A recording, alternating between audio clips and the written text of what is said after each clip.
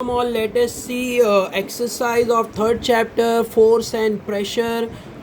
Exercise में हमें blanks और जो ऑब्जेक्टिव्स दिया है वो सॉल्व करेंगे हम दिस चैप्टर का as well as question answer and all.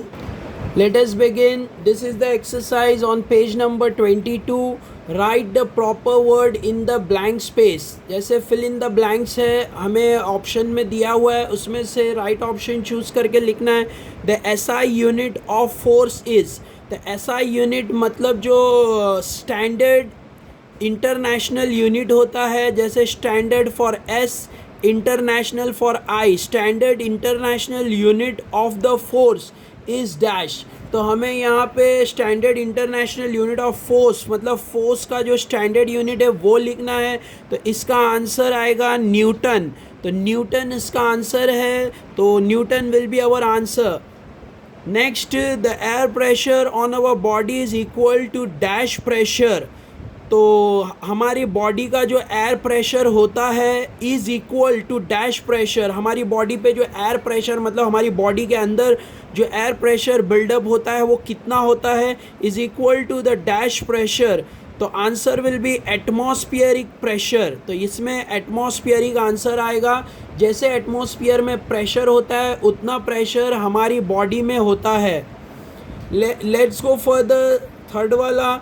For a given object, the buoyant force in liquid of different dash is dash. तो यहाँ पे हमें दो डैश दिए हुए हैं. तो नंबर 1 में आएगा डेंसिटी. तो ये फर्स्ट वाला डैश है नंबर 1 डेंसिटी, और सेकंड वाले में आएगा डिफरेंट. तो ये नंबर 2 पे आएगा. नंबर 2 का डैश में आएगा डिफरेंट. तो यहाँ पे डेंसिटी और यहाँ different. For a given object, the buoyant force in a liquid of different density is dash. तो different. जैसे फॉर एग्जाम्पल जो buoyant force होता है वो क्या होता है, सबसे पहले ये मालूम होना चाहिए, तो ये ब्लैंक्स हमें समझ में आएगा. buoyant force बोलते हैं जैसे the force of liquid to push. जैसे हम पानी में अगर कोई जैसे बॉल अगर हम पानी में डुबा रहे हैं तो वो बॉल डूबता नहीं है, क्योंकि वाटर के साइड से उसको फोर्स किया जा रहा है ऊपर की तरफ.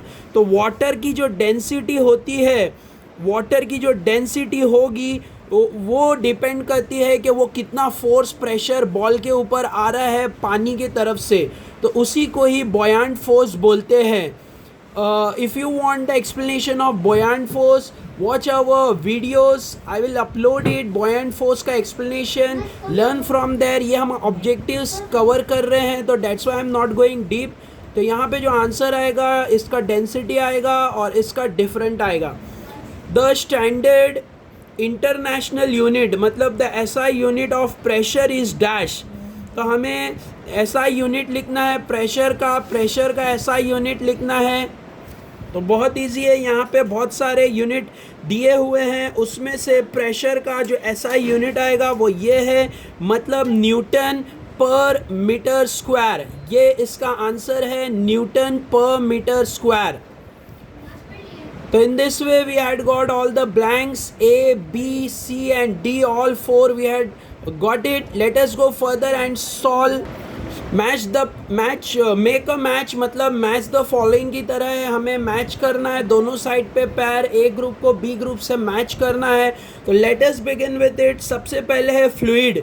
फ्लूइड जो होता है जैसे लिक्विड होता है जो फ्लो होता है तो उसको फ्लूइड बोलते हैं. तो फ्लूइड का आंसर हमें यहाँ ऑप्शन में ढूंढना है.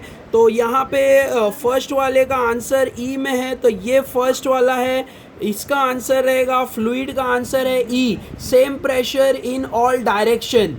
जैसे हम देख सकते हैं कि अगर फ्लूइड को अगर हम फ्लो करेंगे तो वो सारी तरफ से सेम डायरेक्शन में मतलब सेम प्रेशर में वो फ्लो होता है हर जगह से. जैसे फॉर एग्जांपल अगर वाटर लाइन का पाइप है तो उसमें अगर 4 टैप लगे हुए हैं तो हम उसमें समझ सकते हैं कि चारों टैप में इक्वल प्रेशर मिलेगा पानी का. तो इससे पता चलता है फ्लूइड जो है वो सेम प्रेशर क्रिएट करता है इन ऑल डायरेक्शन. नेक्स्ट सेकंड है ब्लंट नाइफ. ब्लंट नाइफ मतलब वो जैसे नाइफ हमारे घर में चाकू या छुरी होता है वो ब्लंट मतलब उसमें धार नहीं है, उसको बोलते हैं ब्लंट नाइफ. तो ब्लंट नाइफ का आंसर है लोअर प्रेशर। तो यहाँ पे देख सकते हैं लोअर प्रेशर, तो ये हमारा आंसर है सेकंड वाले का। डी जो है वो सेकंड वाले के लिए आएगा, मतलब ब्लंट नाइफ जो होता है वो लोअर प्रेशर, मतलब जैसे हम अगर फल या फ्रूट काट रहे हैं तो उसमें धार नहीं है तो वो अच्छा प्रेशर नहीं क्रिएट कर पाएगा फ्रूट या जो भी वेजिटेबल है उस पर, तो उसे काटने में बहुत तकलीफ़ होगी, तो उसमें प्रेशर क्रिएट नहीं हो पा रहा है क्योंकि वो नाइफ ब्लंट है, धार नहीं है। नेक्स्ट है शार्प नीडल। शार्प नीडल मतलब जो होता है जैसे हमारी सुई होती है, नीडल शार्प मतलब वो बहुत तरह से क्या है, शार्प है मतलब पॉइंटेड है, मतलब पूरी तरह से धार है। तो ऐसे टाइम पे हायर प्रेशर मिलेगा हमें। तो थर्ड वाले का आंसर ए वाला है, मतलब यहाँ पे थर्ड वाले का आंसर है ये ए वाला। तो यहाँ पे अच्छा प्रेशर मिलता है क्योंकि ये नीडल शार्प है। तो वैसे ही जो चीज़ें शार्प होती है उसमें हायर प्रेशर मिलेगा और जो ब्लंट होता है उसमें लोअर प्रेशर मिलेगा।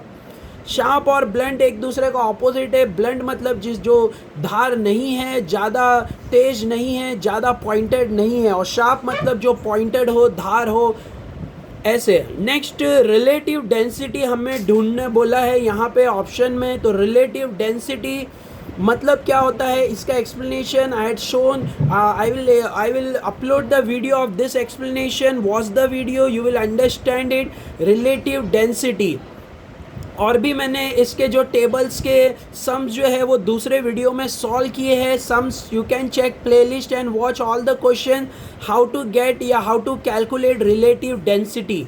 तो रिलेटिव डेंसिटी क्या होती है? रिलेटिव डेंसिटी मतलब दो ऑब्जेक्ट या दो सब्सटेंस के बीच में हम डेंसिटी चेक करते हैं और उनकी डेंसिटी मेजर करते हैं, उसको ही रिलेटिव डेंसिटी बोलते हैं। तो हमें रिलेटिव डेंसिटी का आंसर पूछा है तो उसका आंसर आएगा स्पेसिफिक ग्रेविटी। तो ये वाला जो है सी वाला जो है वो फोर्थ वाला पॉइंट होगा, मतलब स्पेसिफिक ग्रेविटी, ये रिलेटिव डेंसिटी का आंसर है। नेक्स्ट है हेक्टोपास्कल।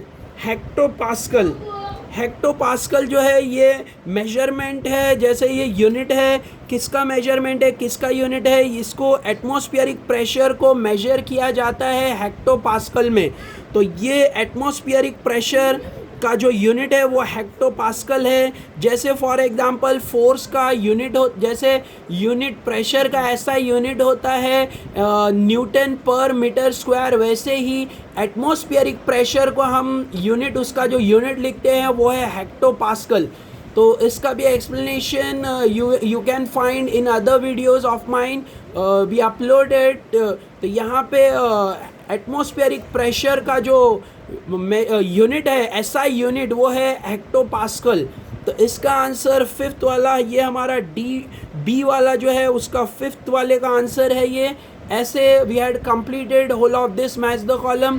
फ्लूइड का जो आंसर था वो same pressure in all direction. Blunt knife का जो आंसर था वो लो प्रेशर। शार्प नीडल का जो आंसर था हाई प्रेशर। रिलेटिव डेंसिटी का जो आंसर है स्पेसिफिक ग्रेविटी, और हेक्टोपास्कल का आंसर है atmospheric pressure. I had completed this match the pair. Late us go further and see answer the following. So answer the following brief. This is our brief answer. A plastic cube is released in water. Will it sink or come to the surface of the water? मतलब एक plastic का cube, मतलब एक plastic का, जैसे for example हम ludo खेलते हैं तो उसमें जो लूडो में जो हमारे पास प्लास्टिक का क्यूब होता है वो ले लो। तो वो लूडो में जो प्लास्टिक का क्यूब होता है वो लेकर अगर हम उसे पानी के अंदर डुबो कर छोड़ देंगे तो यहाँ पे पूछा है क्या वो अंदर ही डूब जाएगा या वो ऊपर आ जाएगा पानी के सरफेस पे, ये हमारा क्वेश्चन है। तो let us see the answer of this question. So this is the answer of the question. यहाँ पे जो क्वेश्चन पूछा था, plastic cube is released in water, will it sink और come to the surface of the water. तो answer में हमें कैसे लिखना है, the density of plastic is less क्योंकि डेंसिटी जो होती है प्लास्टिक की, मतलब जो प्लास्टिक का वजन और स्पेस होता है वो कम होता है, is less than of water, water के स्पेस और वजन से।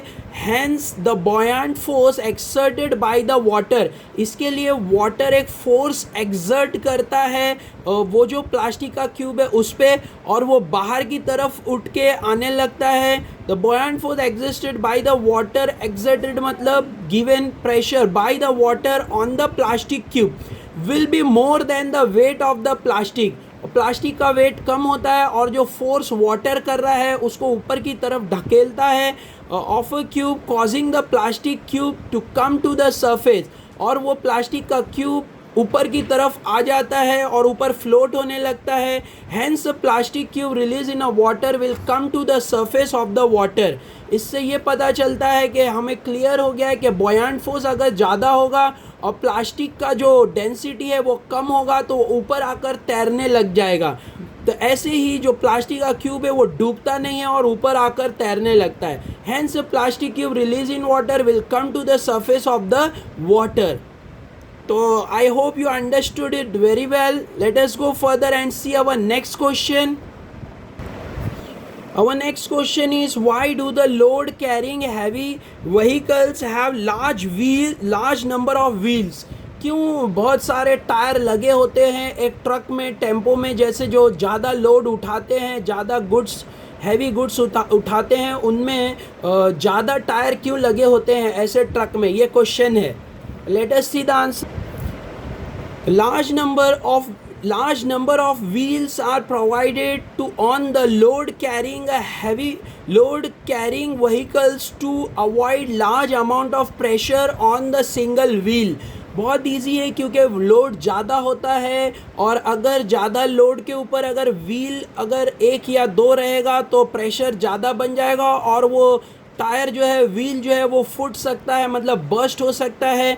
तो उसी से बचने के लिए ज़्यादा टायर लगाए जाते हैं. The pressure get equal distributed among the wheel and prevent the bursting of the tyres. तो इसीलिए अगर ज़्यादा टायर अगर हम लगाएंगे तो जो उस पर प्रेशर बनेगा वो सब टायर इक्वल प्रेशर होल्ड करेंगे, तो उससे टायर का जो बर्स्टिंग है वो नहीं होगा और we can travel it easily. इसीलिए large pressure due to large pressure tyres ज़्यादा लगाए जाते हैं जिससे टायर बर्स्टिंग न हो.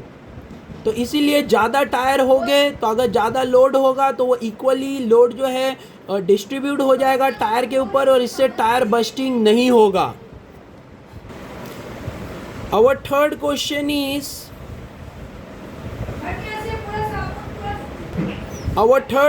is, how much pressure do we carry on our head? Why don't we feel it? जैसे हम इतना प्रेशर हमारे सर पे उठा रहे हैं तो why don't we feel it? हमको पता क्यों नहीं चलता है? ये क्वेश्चन था. तो our answer is, we constantly bear the atmospheric pressure on our head. क्योंकि हमारे सर पे एटमॉस्फेरिक प्रेशर मतलब हवा का जो प्रेशर है वो रहता है हमेशा. However, the cavities in our body are all filled with air. But हमारे बॉडी के अंदर जो कैविटी होती है वो हवा से भरी हुई रहती है. And arteries and veins are filled with blood. और हमारी जो आर्टरीज है मतलब जो हमारी आर्टरीज और वेन्स होती है, आर्टरीज मतलब जो नसें होती है हमारी, वेन्स भी नसें होती है. तो जो आर्टरीज हार्ट की तरफ जाती है और जो वेन्स हार्ट से बाहर निकलती है, मतलब ये दोनों ब्लड से भरी हुई रहती है. Therefore we do not get crushed under water to atmospheric pressure. इसीलिए हम उसमें क्रश नहीं हो पाते हैं, मतलब वो जो वेट है हम बेयर कर लेते हैं under water, even under water भी to the atmospheric pressure as the pressure is balance. ऐसे ही जो एटमॉस्फेरिक प्रेशर ऊपर होता है, जो बॉडी के अंदर हमारे अंदर प्रेशर होता है वो दोनों बैलेंस हो जाता है, इसीलिए हम उसको फील नहीं कर पाते हैं. I hope you understood it. Our next question is, why does it happen? ऐसा क्यों होता है? A ship dip in a large depth in a fresh water as compared to marine water. जैसे फ्रेश वाटर के अंदर अगर ship अगर चलता है, जो बड़ा शिप जो होता है, बड़ा नाव जो होता है वो चलता है, तो वो ज़्यादा अंदर तक डूबता है, मतलब उसका जो ज़्यादा पार्ट जो है वो डूबता है। बट जब वो मरीन में मतलब समुद्र में चलता है तो वो कम, उसके जो कम पार्ट्स है वो डूबते हैं, मतलब वो ज़्यादा अंदर तक नहीं झुकता है। तो ऐसे क्यों हो रहा है, इसका explanation, let us see the answer. So our answer is as the density of fresh water is less, ताजे पानी का डेंसिटी कम होता है than that of the marine water का डेंसिटी हाई होता है, मतलब ज़्यादा होता है ताजे पानी के कंपैरिजन में। तो द बॉयंट फोर्स, बॉयंट मतलब जो पानी का जो फोर्स है वो यहाँ पे देखना है। The buoyant force acting on the object place in a fresh water is smaller, वो कम होता है। फ्रेश वाटर के अंदर जो उसका प्रेशर है, बॉयंट प्रेशर मतलब जो बॉयंट फोर्स होता है पानी का, फ्रेश वाटर में कम होता है that acting on a object in a marine water. But marine water के अंदर जो बॉयंट फोर्स होता है वो ज़्यादा होगा क्योंकि उसकी डेंसिटी हाई है, मतलब उसका जो वेट और साइज हाई होता है मरीन वाटर का। और जो है जैसे जो फ्रेश वाटर होता है उसका वेट कम होता है, साइज कम होता है, मतलब उसकी डेंसिटी कम होती है। हैंस द शिप डिप मतलब डूबता है to a larger depth in fresh water, इसलिए फ्रेश वाटर में शिप जो है ज़्यादा डीप के अंदर डूब जाता, मतलब ज़्यादा हिस्सा उसका पानी में जाता है as compared to marine water, और मरीन वाटर में वो ऊपर की तरफ ज़्यादा तैरता है। तो इसीलिए द रीज़न इज़ दोनों का जो डेंसिटी है वो डेंसिटी फ्रेश वाटर का कम है और मरीन वाटर का डेंसिटी हाई है, इसीलिए। Let us go further and see next question. Our next question is fruit can easily be cut with a sharp knife. अगर हमारी नाइफ शार्प होगी तो फ्रूट्स जल्दी कट जाते हैं, ऐसे क्यों? तो उसका रीज़न है the area of the edge of the sharp knife is small. हम देख सकते हैं कि अगर छुरी अगर शार्प है मतलब उसमें बहुत धार है, हमारे चाकू में बहुत धार है, तो उसका जो एज होता है वो कम जगह पे बना हुआ होता है, मतलब वो एकदम शार्प होता है, उसका जो edge border is small. As a result the small force on the knife produce large pressure. तो वो जो अगर उस पर हम स्मॉल फोर्स, हल्का भी फोर्स लगा देंगे तो वो ज़्यादा प्रेशर क्रिएट कर सकता है at the point of contact which help us to cut the desired thing easily. और हम ईजली जो भी चीज़ हम काटना चाहते हैं वो चीज़ हम ईजली कट कर सकते हैं। Hence it is easy to cut vegetable fruits with a sharp knife, इसीलिए बहुत आसान होता है शार्प नाइफ से, मतलब अगर छुरी अगर या चाकू धार है तो उससे हम ईजली वेजिटेबल फ्रूट्स कट कर सकते हैं। तो this is the reason. Let us go and see our last question. Last question हमें पूछा है the wall of a dam is broad at its base. जब हम डैम को देखते हैं जो मोस्टली जैसे जहाँ पे डैम पानी लोडेड होता है तो वो ऐसे जैसे ये मैंने बनाया है तो यहाँ पे पानी है पूरी तरह से, तो इसका जो लोअर बेस है ये देखो ब्रॉडर होता है और ऊपर जो है वो नैरो होता है, नीचे ब्रॉड होता है। तो जैसे ये पानी है, ये डैम के अंदर हमने पानी जमा करके रखा है, तो यहाँ पे जो साइड में वॉल बना हुआ है उसका जो बेस है वो ब्रॉडर होगा। देखो ऐसे ब्रॉडर उसका बेस होगा और ऊपर की तरफ वो नैरो होगा। ऐसे क्यों, ये क्वेश्चन पूछा है। तो इसका एक्सप्लेनेशन देखते हैं आंसर का। Pressure increase as the depth of the liquid, जितना हम लिक्विड की डेप्थ में जाएंगे मतलब पानी की डीप में जाएंगे प्रेशर बढ़ जाता है। Therefore the pressure is greater at the base of the dam, इसीलिए डैम जो बना होता है उसके बेस में ज़्यादा प्रेशर होता है टू विथस्टैंड द प्रेशर, और वो प्रेशर के साथ में बैलेंस करने के लिए the thickness of the wall is increase. इसीलिए जो वॉल बनाई जाती है साइड में उसकी थिकनेस बहुत जाड़ी रखनी पड़ती है, क्योंकि ज़्यादा प्रेशर होने की वजह से वॉल टूट सकता है। तो इसीलिए चौड़ा वॉल बनाया जाता है कि ज़्यादा प्रेशर भी हो तो वो प्रेशर वो होल्ड कर ले। Wall increase and the base is made broad so that the area contact increase the pressure exerted bye the water on the wall. तो जो भी प्रेशर एक्सर्ट होगा वॉल के ऊपर उसको वो झेल लेगा, मतलब उसको संभाल लेगा और वो वॉल टूटेगा नहीं और उसका जो प्रेशर है वो मिनिमाइज हो जाएगा वॉल के ऊपर। Hence the wall of the dam is broad at its base, इसीलिए जो वॉल बनते हैं उसका जो बेस होता है वो ब्रॉड होता है, क्योंकि ये प्रेशर जो है पानी का नीचे की तरफ बहुत होता है। अगर हम नीचे वॉल नैरो रखेंगे तो ये वॉल टूट सकता है नीचे से। तो ये इम्पॉर्टेंट पॉइंट है समझने के लिए। तो hence we had cleared all the questions. I hope you understood all the question and explanation. Thank you for watching. Share with your friends. Don't forget to subscribe. Thank you all. Take care.